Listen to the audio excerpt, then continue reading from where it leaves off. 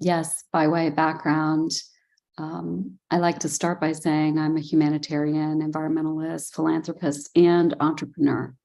So kind of all together. I'm a co-founder and investor in a number of software analytics, data, and film and story impact organizations. My life is devoted to developing systems and solutions to create a better world. In that context, I'm involved in a company called Consuli, where we're working to deal individuals into the data economy, really an issue of fairness and equity.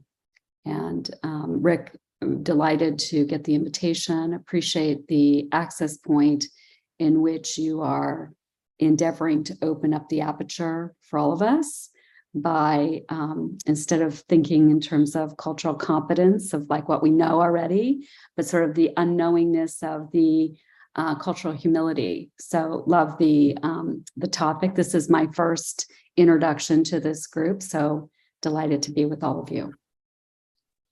Yeah, thank you very much, Elizabeth. I thought what we would do is maybe set the stage. I put the link into the chat box.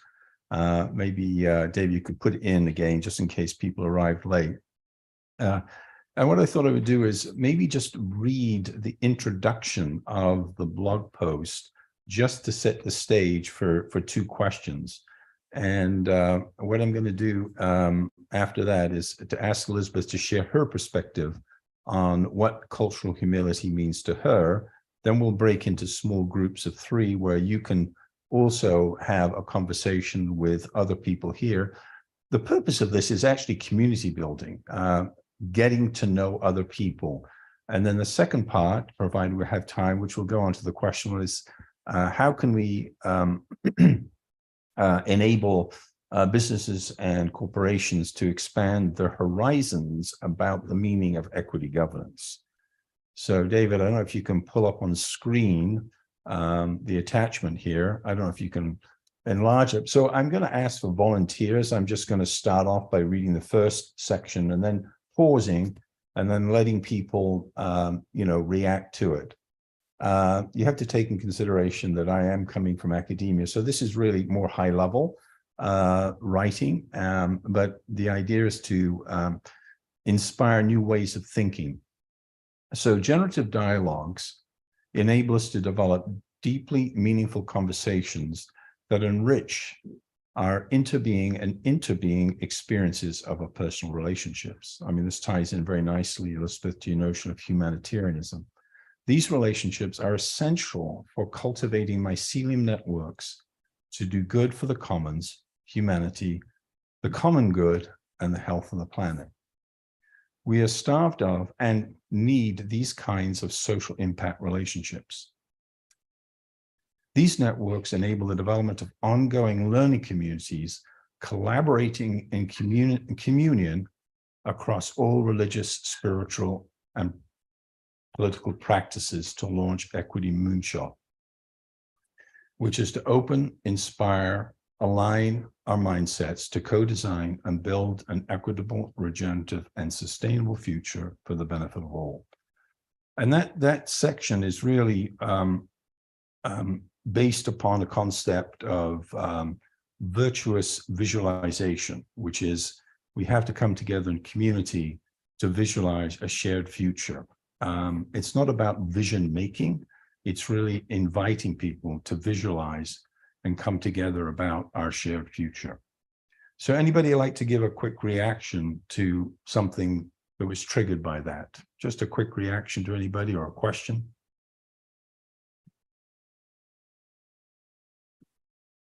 Yeah, I would like to add, I would like to make a contribution in the light of the loss of my friend. And I'm very into community building. I believe that we have to work together in order to achieve our vision of the future. We cannot do it alone.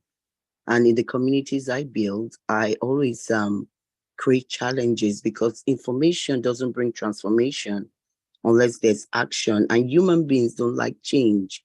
But when you give them an action to do and you give them a reward, you find that they are willing to, change habits, that they have. So when you talk about community and you talk about community and you talk about dialogue, I really believe dialogue is important for transformation. Just the exchange of information, exchange of knowledge is vitally important, that in order to create products that make an impact in the world, the knowledge cannot just come from one person. It's that exchange, that shared knowledge. So this shared vision is something that is part of my philosophy. So thank you for what you've shared from an academic standpoint. It's part of my life philosophy that people come together, they have dialogues, and through these dialogues, actions are taken so that we can design products and services that will improve humanity. I'm done speaking. Thank you. Okay, thank you, Winifred. David, would you mind scrolling down to read the next section? If you can move the screen down so that you can just read the next section. I'm going to invite other people to read as well. So put your hand up if you feel like reading something. So David, would you like to do the next section? Sure. Equity muses, muses are Socratic Sherpas who are part gesture, part magician, and part holy fool. They ask big, hairy, audacious questions that challenge our mindsets about the meaning of cultural humility and equity. How might we build the catalytic change, the change agent, movement to cultivate cultural humility for equity? So any quick reactions? Anybody would like to okay, Mark, go ahead. All right. So change is hard. And in our society today, we are all fighting for attention. There's a lot of chaos and noise out there. And so to answer the question, in my opinion, right now, the only way to create change and to build respect is by showing people that this particular thing that you're doing not only can help create change, but can help generate revenues. Because money is the number one thing that drives life. And unfortunately, the way the world works is the people with the money get to do anything they want because they've got money. And then all these people who don't have money have to bend over backwards and have to do all these things they don't want to do to make money. And so what we find over and over again, the way that people build respect and generate change is what someone from the bottom shows. Oh, look, this is a model. I can make money. And then all of a sudden, that person gets respect. And that's how change happens. I'm thinking about a guy named Mr. Beast. Do you know who he is? And my God, this guy comes out of nowhere, literally in the middle of Tennessee or North Carolina. All of a sudden, he's a powerful influencer because he makes money. And that's what generates respect in our society. So the trick would be for the holy fool to start making money. And all of a sudden, people start listening to her. That's my initial reaction.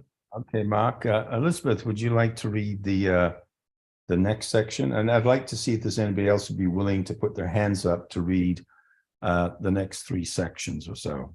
So Elizabeth, would you like to? Sure, happy. Oh, Olivia put her hand up. Olivia, you want to go? Wait, she can. Okay, you're good. Okay, so the next section, we need a cause-based marketing campaign to educate people about the original meaning of equity. Equity is about fairness and not about investments and ownership. Equity is about giving each person, according to their particular needs, the opportunities to strive and thrive to their highest potential of healthy well-being. Equity is a higher virtue than equality. So would anybody who hasn't spoken would like to respond to that? If there's no takers, that's fine.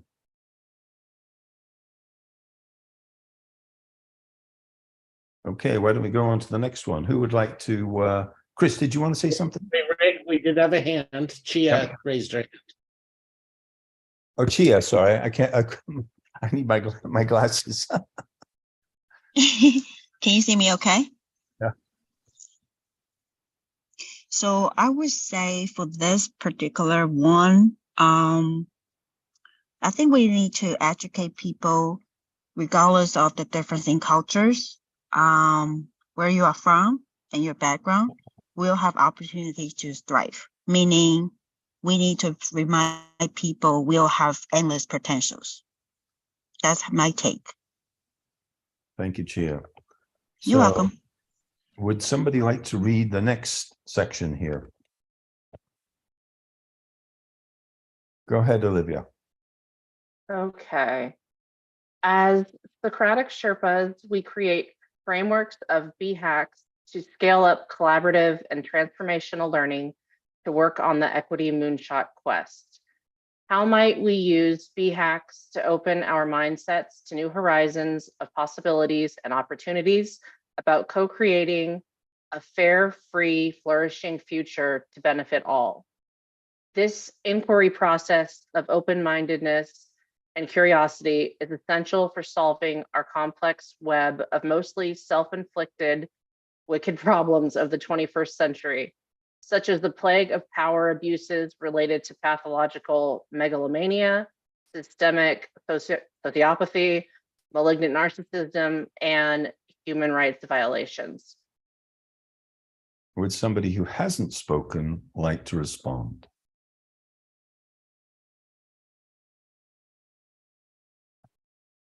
Chia, your hands is still up. If you'd like to respond, you can. But if not, you can take your hand down. What about the next one? Volunteer. For number 5. Can you scroll up a little bit? Mark is going to read the next one. Can you? Scroll up. Okay, there we go. Should I chant it as a Rastafarian Nyabingi? We neglect our power abuse issues. Our neglect of power abuse issues makes us complicit enablers of our dysfunctional, abusive, and corrupt systems. How might we redress the injustices of implicit biases, isms, unfair advantages, exploitation, patriarchy, colonialism, religious and political tyrannies, autocracy, fascism, totalitarianism, and neoliberal corporate whatever, and I'm going to add ageism. Well, we'll take that as your contribution to the reading there. So who would like to do the next one? I will do it. Thank you. Go for it. That's okay. Equity is an antidote to the injustice of power abuses. How might businesses and corporations cultivate cultural humility to expand their horizons above the meaning of equity governance? The fairness doctrine of equity governance prevents the injustices of systemic isms and inequities. Equity governance is about how we co-construct fair rules, fair games, and fair plays needed to assure fair opportunities to benefit all. Thank you very much. Thank you. Anybody, a quick response to that? And who would like to do the last one? I just wanted to add my few points on that. Can I? Oh, yes, of course. Yes. Yeah. So we just, talking about equity going forward the last one. I think knowledge also plays an important role. And, sometimes, your interest of doing the thing is also the important thing, which I think person needs to go. Sometimes what happen is person, run for the money, and the end of the time what happen, they don't decide what actually to do. They got confused. So I saw many people, like we talk about the, money part and everything. So it's about that something which, we needs to invest in the knowledge as well as something which we actually learn. You understand? So, and accordingly, once the person invests in that thing, so automatically the money and, thing that we talk about generally flows automatically, I think. So this is, I just wanted to say, knowledge and, something that, keen to do passionately, that also matters. Thank you. Thank you very much. And who would like to do the last read? And then we'll open the discussion out and talk to Elizabeth. Anybody? I'll read if nobody else volunteers. Okay, go ahead. How might we gather in loving communities to co-create simple rules to co-evolve a living doctrine of equity governance that promotes fairness and redresses the unfairness of isms, deconstruct the cultural, political, and religious systems that set up the privileged entitlements of unfair advantages? This lifelong intergenerational learning process involves engaging communities in deep conversations and storytelling about unfairness. How might we co-create what fairness and unfairness means, redress unfair advantages and disadvantages? Okay, so that's just the beginning of the blog post for setting the stage here for the discussion. I'd like to come back to Elizabeth perhaps to focus on her take, and we'll just have a couple of minutes conversations, and then we're going to break into small groups in groups of 3 to address the same question. So Elizabeth, would you like to set the stage for your take on cultural humility as you see it? Sure. So, I mean, there is so much here, right? There is like every contour. That said, what strikes me about cultural humility as the access point is it sort of allows us to really look deeply at these structures. So, for example, one of the things that shows up particularly in the context of business or any organization is in a way that's sort of a locked in level 4. If we think about Dave Logan's work of the 5 levels of sort of level 1, life sucks, level 2, my life sucks, level 3, I'm great, you're not, level 4, we're great, they're not, right? Which is what the organizational tribe sets up. And then level 5 is life's great. And sort of the cultural humility, it's not, you're setting the stage not just as like, okay, how do we open up big dialogue questions? But you're also then inside that reading, in order to enhance thriving in a true equity orientation.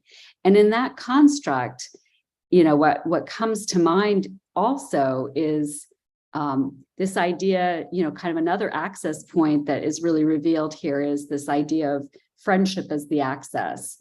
And, that makes me think about the different levels of friendship, kind of transactional friendships, our colleagues, people that we work with in exchange for, resources, money.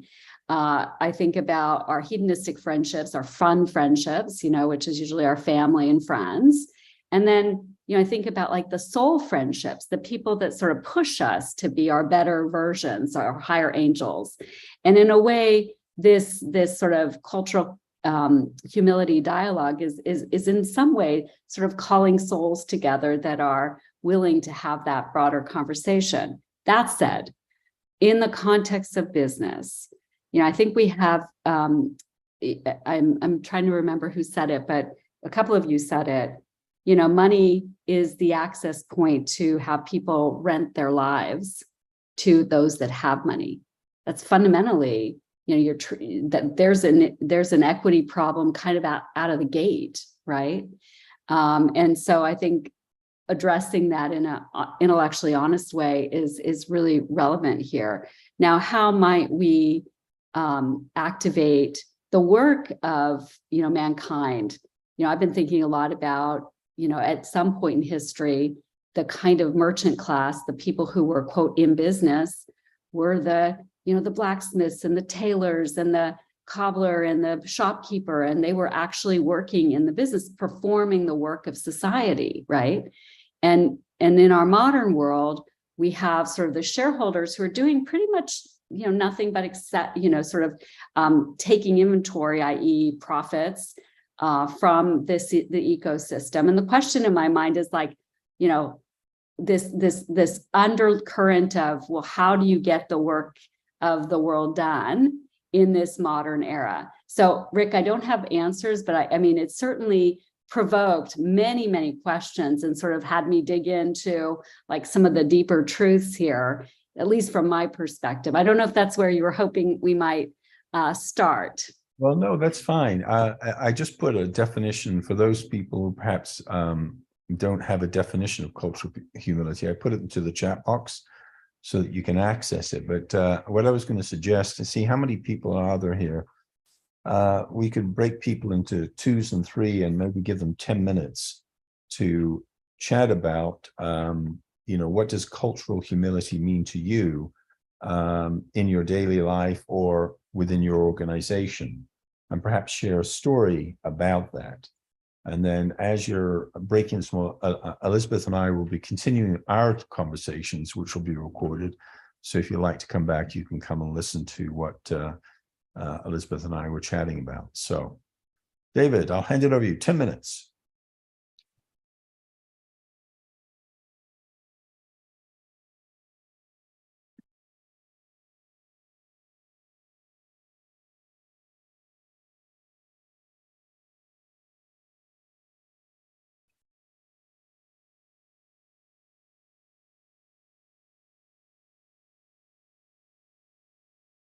Just waiting for him to Vanessa, you're Not letting me, it's not letting me not move you guys, so you'll just leave and then come right back. So give me Okay. one second.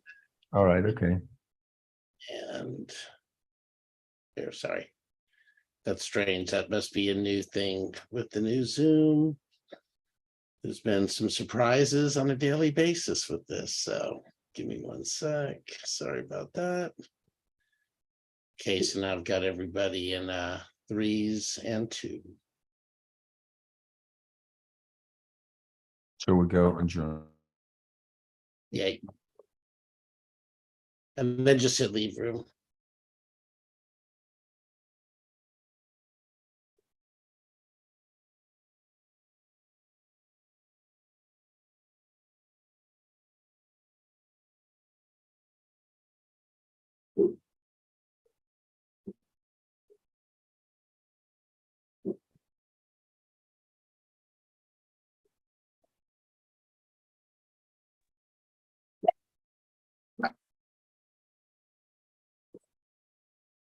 Okay, and Winifred. Oh, did you not get a room, Winifred? I can put you in. But anyway, we can continue. Right, Rick, you're on mute. All righty. So picking up on the thread of what you just said, is there any particular thread that you would like to continue chatting about? So Rick, the other sort of awareness is we think about like equity governance in the context of organizations, companies in the sort of frame that you gave. You know, if we think about like fair rules, fair games, fair play, fair opportunities, kind of, I think that all works inside the organization, but I think we need to fundamentally address, kind of in the big, hairy, audacious question era of like, what are companies really organized to do in our modern society?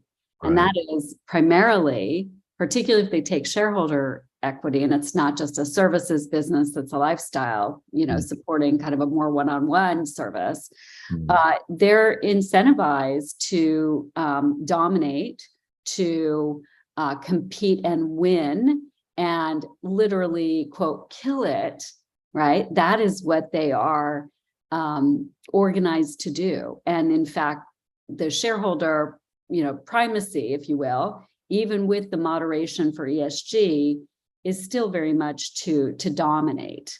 Right.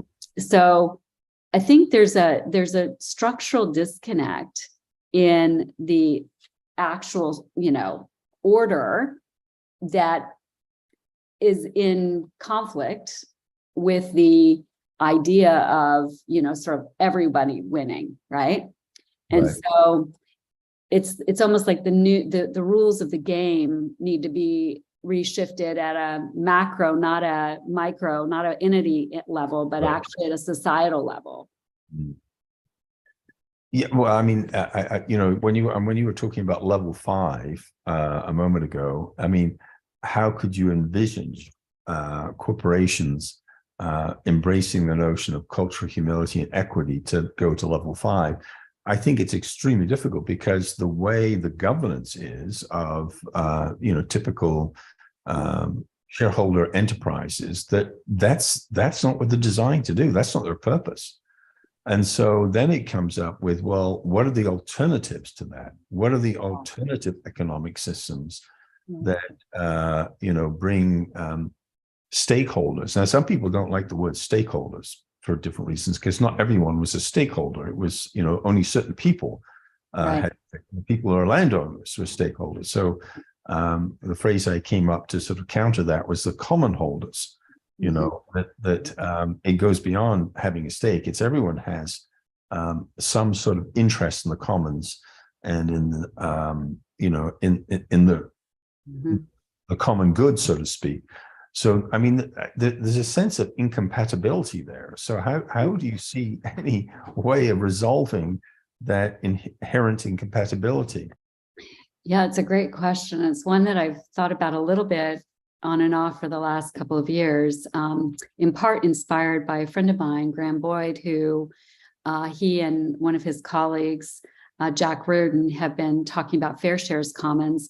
And in that construct, they're trying to create like a ecosystem of many companies, basically with the notion of beta outperforms alpha, that, if you get a larger pool of companies cooperating together, think major conglomerate, but think in terms of, highly nested, interlocking, sort of what, if you think about what multinationals have done is to hedge risk, they're in multiple businesses. So in a way, this becomes like a super organism of companies that have a Fair Shares Commons framework. And there's, new legal structures that they've been working on to make that feasible. And then you need capital to buy into it. And then you need sort of the ecosystem to work together in a very coordinated way and do something that, kind of, if we think of biology as an example, what is cancer? It's a me cell in a we frame, right? But to try and get the we frame to activate so that we can hold like the super organism of, many companies together. Now that has, I suspect, some inelasticity to it. I mean, I love the idea as a first step. I've been thinking about, well, maybe if we flip the model, what if people have the capital, like that, almost like that the fair rules of the game, or that you sort of come with your own capital and you attach to the projects that you're driven and aligned with from just your own sort of life force, your own soul energy. Could that sort of shift so that the things that are getting the energy and the capitals are connected to the humans? And now that's a very big departure from what we have today. And I don't pretend that it's fully baked, but that's one of the thought experiments to your BHAG-Q or whatever. How do you actually say the acronym of that? I say BHAG, but BHAG. Oh, perfect. BHAG. Hack, hack it, BHAG. BHAG. I love it. Let's BHAG. Yeah, well, I mean, I really, the image that came to mind when you were talking about these beta corporations coming together and outsmarting the alpha ones, reminded me of what happens in a pack of wolves when the lead wolf goes a bit wonky and the other wolves chase him out of the pack. So, there are examples where leaders get chased out of their, but it's not that great of an analogy, but that was something that came to mind as you were talking about it. So it's super interesting, and it sort of forces a different conversation of cooperation at a sort of fundamental level, right? And humanity doesn't yet have even well-intentioned, fabulous humans that are, I mean, I think this conversation in different forms without the cultural humility frame is happening all over, like, how do we make the world better? I mean, that's this happening, more and more and more. And yet you've got all these sort of, single cells that are sort of, and then like how to come together to actually have a viable,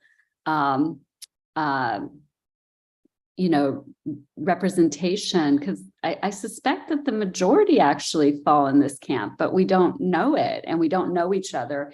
And then if we do know each other, we're not quite sure how to, engage. Whereas the shareholder model has a very clear, like, here are the rules of the road. There may be they're definitely not equitable, but they're understandable. And this other feels like very unknowingness.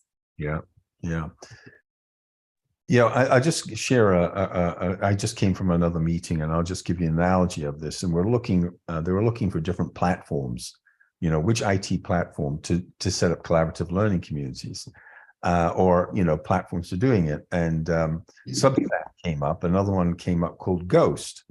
And one person took, great offense to, I say that's maybe exaggeration, but had concerns, let's say, about Substack, because it's basically VC driven and it's about getting as much market share or whatever. So, you have a very, sophisticated platform that can be involved in community building. But the challenge then is, well, how do you find a platform that is really designed for collaborative learning communities where the leadership is in sync with that?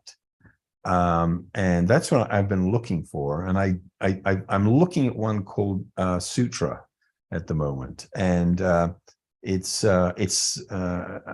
just learning about it. And that's what they're designed to do.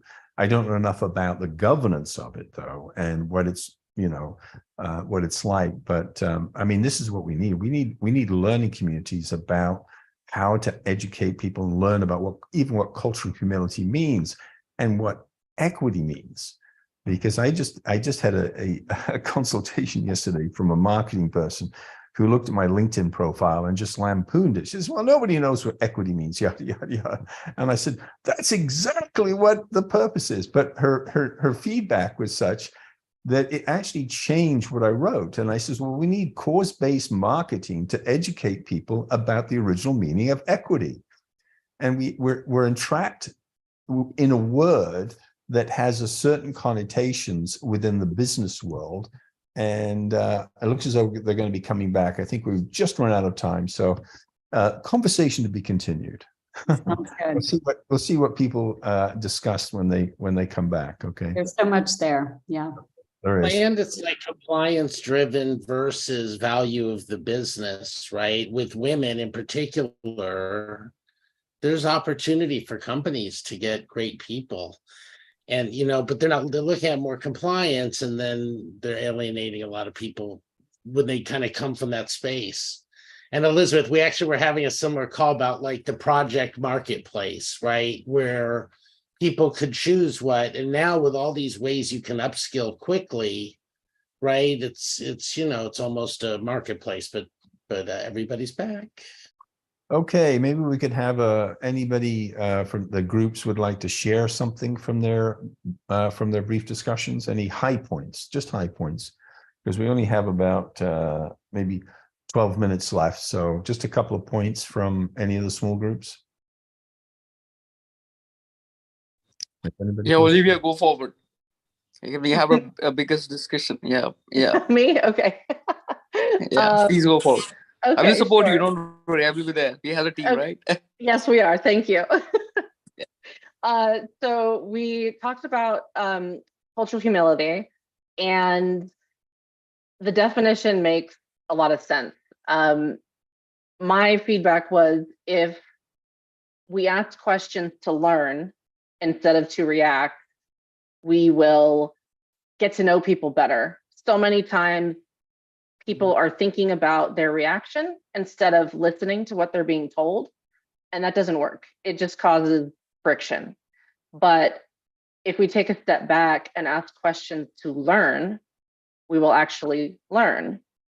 I also think it's important that people with privilege understand and acknowledge their privilege. I brought up my father, who's of mostly German descent and is very offended by the term privilege. Doesn't matter how many times I've explained to him that it has nothing to do with what he's done with his life, how successful he's been, what he's done. It's just based on where he was from. It's just a point of contention, and I just have to, move on and spend my efforts elsewhere. Himanshu brought up a good point about using people's strengths in business. Yes, yes. Yeah, so I think I will go forward that. So we just, had a big, discuss about the meaning of culture humanity. So we've been discussing, so I've just give the example, like everyone wants to talk about something on that. So we were discussing about that, I work for one of the biggest hospital in India. And we have a majority of hospitals who, go with the, same technicians, same doctors. They're working for 12 years, 25 years, 30 years, no worry. But what institution we have, we have the cultural mix of, every countries, right? So we have the people from USA, we have the people from UK, we have people from Dubai. So we have the cultural mix up of the doctors. So they always come up with the, even staff people also, like we have the supporting staff. So they used to come up in a manner, we have every time something to learn up, right? And maybe that person who already working with a new that basic setup for 5 years back, he's continuing to do that. So we add the one more people, and that's, I think, culture humanity, maybe some other country, and we open, allow him to come up with new ideas. We allow him to say what he wanted to say. So sometime I think it's better we need to listen the people, right? Sometimes we disguise the people on the basis of sex or sex or color. So I think that's not matter. What matter is that how can you take the organization, how can you take the community on our head, and that's the reason I think we were the one of the biggest hospitals in India, and I'm thankful for the company and I'm working for them. So that's what I mean, I think. Yeah, if I'm not wrong, culture humanity in my sense. Yeah. Thank you. Thanks. We're just got a time management issue. We've got 10 minutes left, and I think we'll leave this in a large group. So Elizabeth, if you'd like to maybe respond to the question, which was about how might business and corporations expand their horizons about the meaning of equity governance. And I think we'll just stay in the large group. We won't break up into another group. So Rick, you want me to share what I shared while we were chatting individually, or anything else? Well, it could build on it or summarize it. Yeah. Yeah. So just for context, so as I was contemplating this question, which is a great question, on some level, the equity, sort of the governance model is set up all around the entity, right? The fair rules, fair games, fair plays, fair opportunities, kind of for the entity, right? For the company. That's the way the world is today. And in fact, we are deeply organized around, growth and unfair market, position. I mean, most people are always looking for like, what's your competitive advantage? How are you going to win the market and aggregate? So that is the way that we are. So this issue of governance and equity inside a company, we seem to be able to perhaps look at it inside, but to sort of get to that level 5, the life's great framework, we need new macro rules of the game, macro ways of being, because the micro will continue to perpetuate the inequity, however we want to think about it. One thing that Olivia, you said that really strikes me, and I know I've been involved in many equity conversations, this issue of effort, right? People have this perception, I think what your father is speaking to is like, look, I got here by my, my ingenuity and my, right? Never mind the fact that he might have been born to the right country, the right caste, the right construct. his parents, right, may have had the ability to educate him. All these things that sort of are in the background that you sort of change the equity game initially. So we really struggle with this issue. And I think it has to do with like this root idea that somehow, you know, that you get free riders or people who don't have the same, you know, effort that they're putting in. Yet we know that, you know, a child that's born, and if they're born to very affluent parents, they're going to have outsized advantages, you know, even just 0 to 3, right? And let's just argue that that's not really a point in which we expect people to be exerting effort. Rather, we expect them to be absorbing. We know babies' brains are, you know, sometimes 70% of what another baby that has had millions and millions of words spoken to them. So, Rick, this is a little larger than the construct, but there's so many different angles here that feel very macro before we get into the micro of a business. You know, businesses are operating with the rules of the road and the capital structures that we have today. And it has powered our world to date. I mean, we've built, you know, incredible things with this very selfish, me entity, you know, kind of.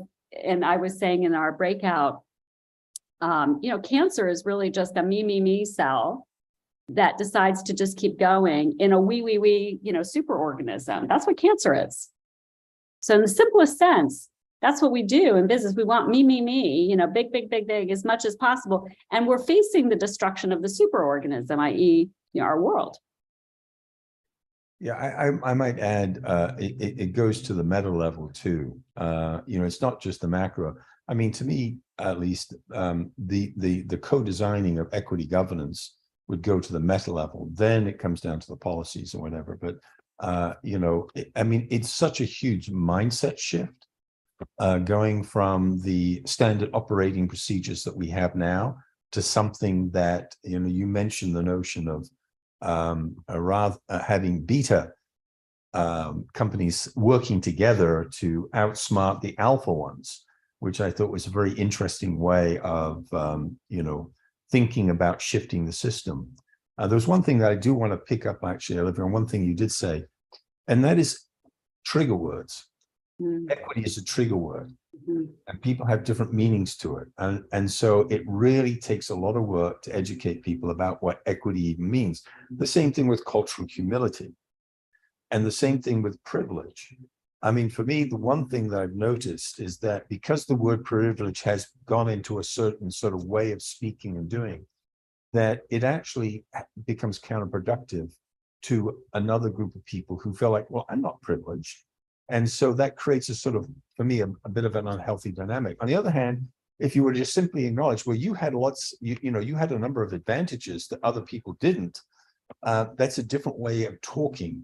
So how do you build bridges when certain words trigger people in a way? So, you know, even the word of cultural humility, you might have to adapt the language, or even with equity, you might have to adapt the language depending on whether they have the same way of understanding the word or not. So it comes back to understanding what the word means, and without defining it, sometimes we're in disagreement and we haven't even agreed on what the word means.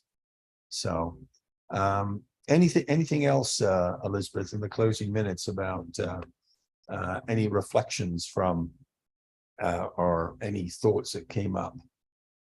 I appreciated the input from the small groups as well. I think this is a, you know, great dialogue series. Rick, thank you, and David for putting this together. I think it's timely, it's necessary, and I know just even in the question you asked me from yesterday till today, it's an opportunity to think more holistically and deeper about all of this. So just want to say thanks to everybody for the journey.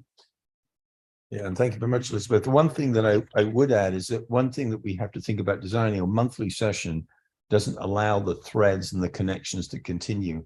And that's why I'm particularly interested in what are the learning platforms that allow us to continue this dialogue. So I hope, you know, if people want to share their LinkedIn profiles to connect, you know, put it in the chat box so that, you know, and I think this is, we need to learn how to orchestrate and weave the tapestries of ecosystems so that if we can evolve to a a compact of B organizations that work on different operating principles. But it takes a lot of design work to do that. So otherwise, we're just trapped by the the operating system that's working in the background that we have no influence over. So, Mhm. any last comments from anybody? We are starting for our communities too, like a LinkedIn group message. So if you'd like to be included with that, so we can continue the conversation, and I think there's many ways to go with this. Just send me a message on LinkedIn. I put my connection there. And thanks everybody for being here. We do have that Women's History Month kind of breakout room session next. So everybody's welcome to join. I put the link in the chat. Thank you all. Thank you. Everybody, thanks. Thank you. Thank you. Bye bye. Good night. Bye bye. Sorry. Good night from my like that. Bye bye.